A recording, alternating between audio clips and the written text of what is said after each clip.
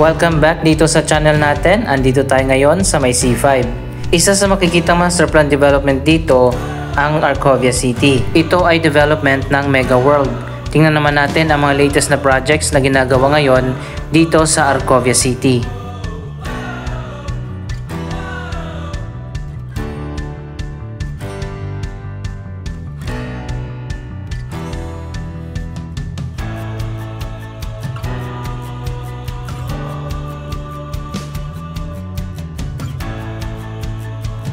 Ito yung malaking signage ng Arcovia City dito sa harap. Medyo malayo ang location ng Arcovia, kaya sasadyain mo talaga kung pupunta ka dito.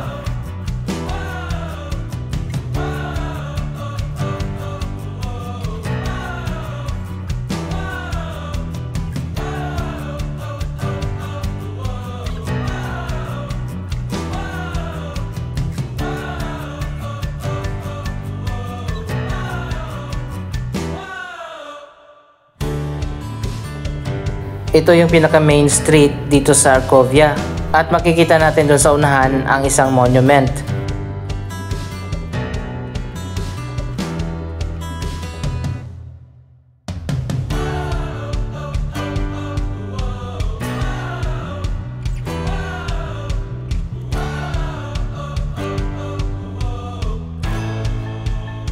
Tara, samahan niyo ako, ikutin na natin ang Arcovia City at tingnan natin ang latest na mga developments dito.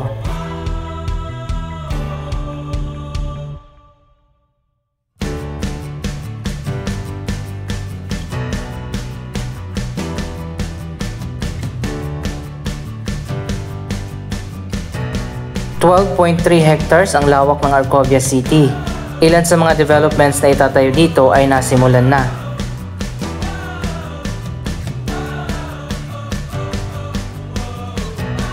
Dito naman sa gitna, ang pinaka-centerpiece ng Arcovia City, ang pinakabagong landmark dito sa lugar na ito, ang Arco de Emperador.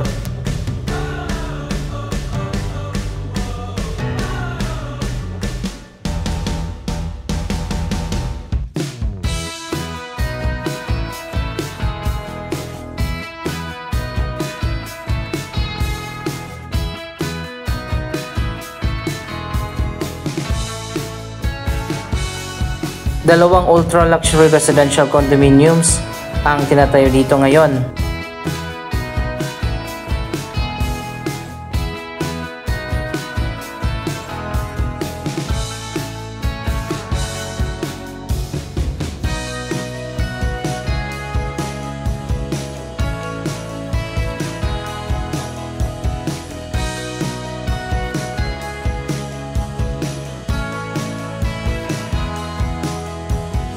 Ang Arco de Emperador ay isang 20 meters high na monument na may neoclassical design.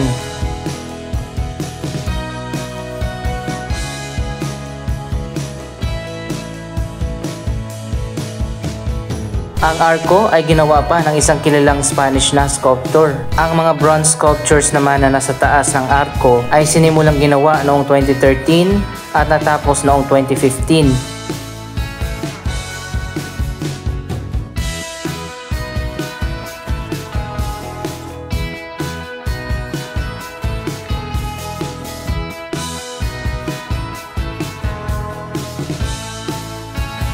Andito na tayo sa harap ng Arco de Emperador. Napakaganda naman talaga ng pagkagawa ng landmark monument na ito.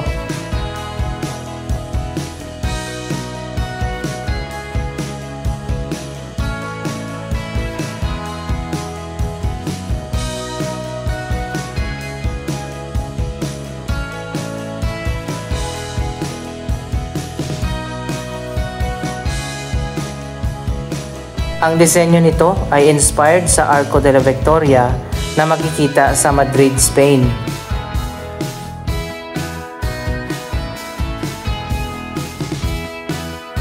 Natapos na rin sa harap ng Arcovia City ang Juan Paseo, ang pinakaunang office building dito sa Arcovia City. Dito naman sa kabila, ang Arco Parade, isa itong commercial complex na may mga restaurants.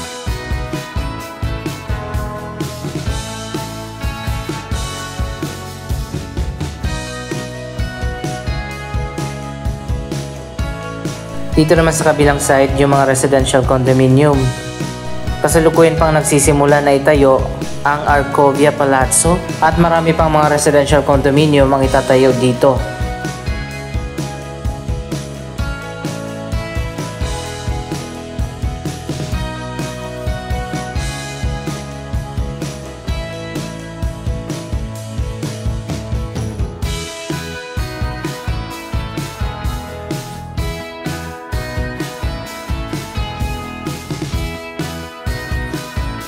Kitang-kita naman mula dito sa Arcovia City ang buong skyline ng Ortigas Center.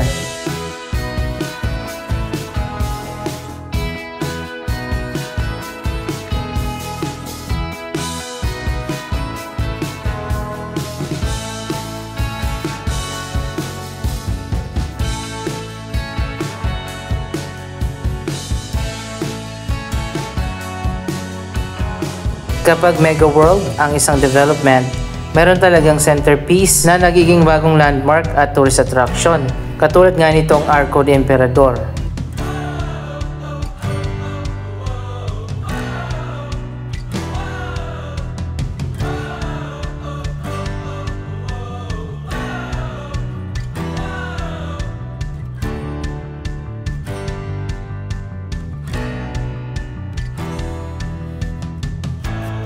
Dito sa kabilang side, meron pala ditong theme park. Hindi ko lang alam kung operational pa ba ito o sarado na.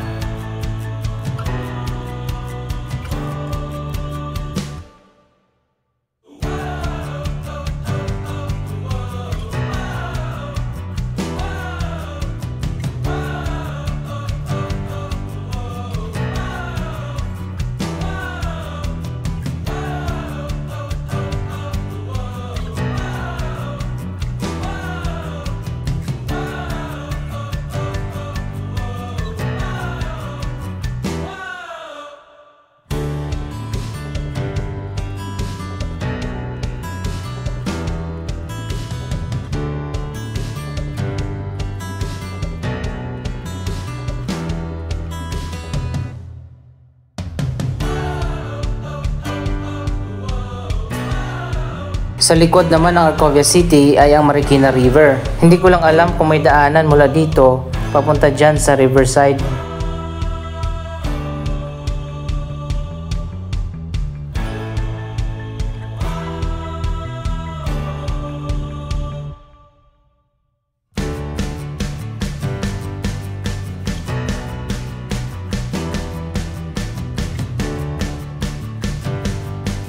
So ayan guys, malawak pa yung area dito sa Arcovia City na magkakaroon pa ng mga future na developments.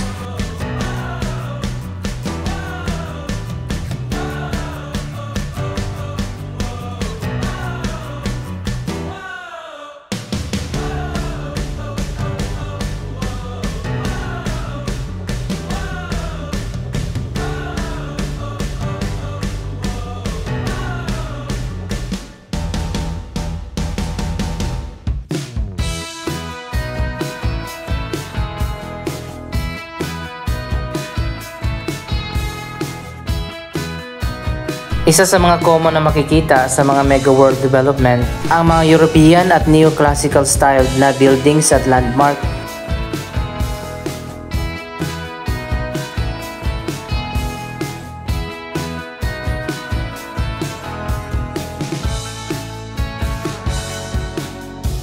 Dito naman sa kabila, meron palang maliit na transport terminal.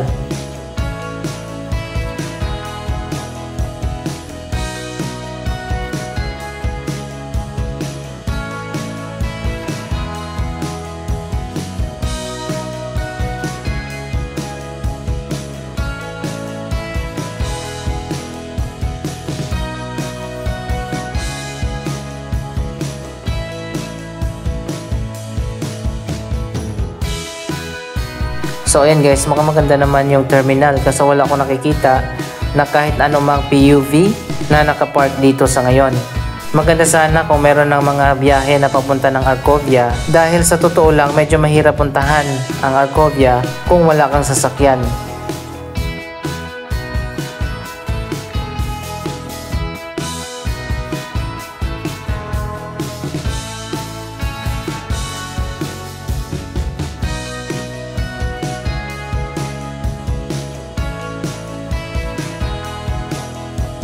Meron dito mga upuan sa waiting area ng terminal.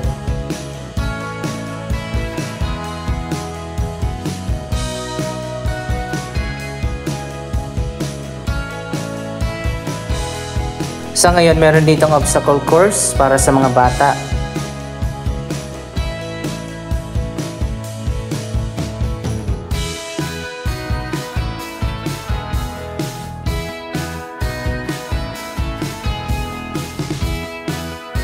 Andito naman sa kabila ang Arco Parade.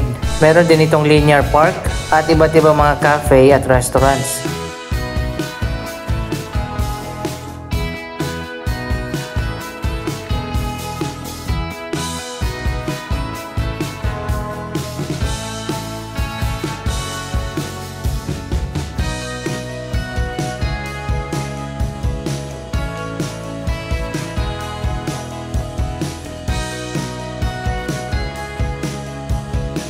Isa pa sa mga establishment na nagbukas na dito ang Landers Superstore.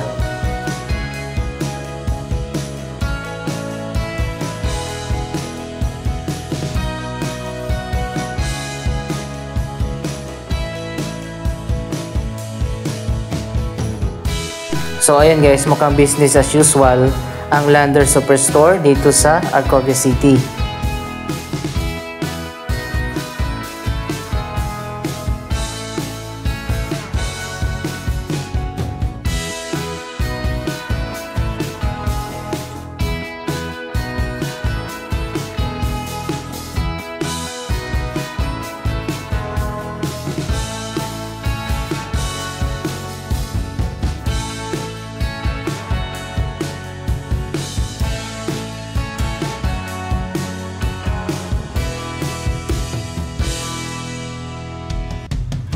Meron pala ditong linear park sa gitna ng Arco Parade.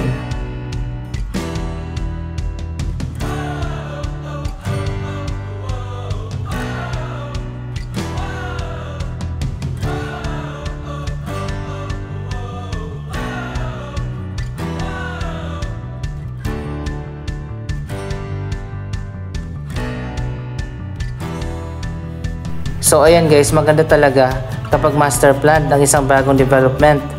Maayos ang layout ng mga buildings, maluluwag yung mga kalsada, pati na yung sidewalk. Meron din ito mga park at open spaces.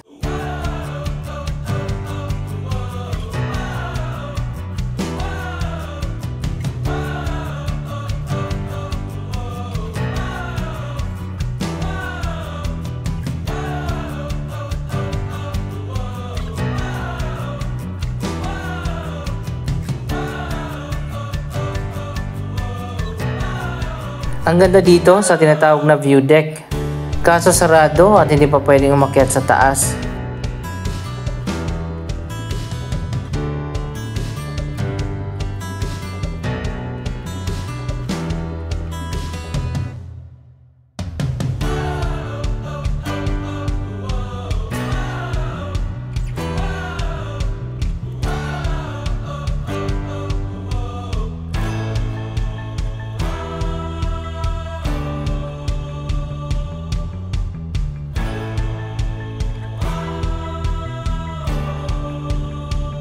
Andito naman yung iba pa mga fast food restaurants katulad ng McDonald's, Popeyes at meron din Starbucks.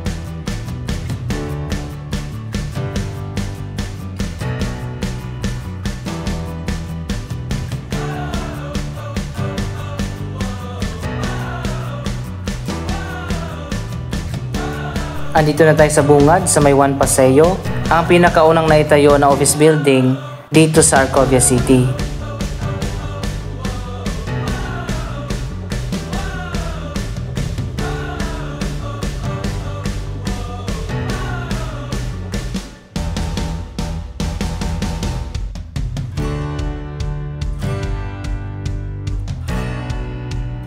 Babalik na lang ulit tayo dito sa Arcovia after a few months para magbigay ng latest na updates.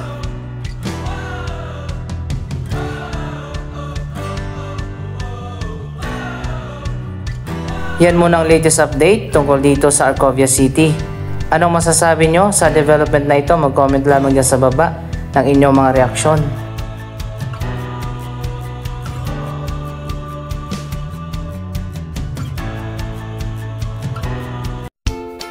Maraming salamat sa inyong panonood. Don't forget to like, share, comment at subscribe. Thank you for watching.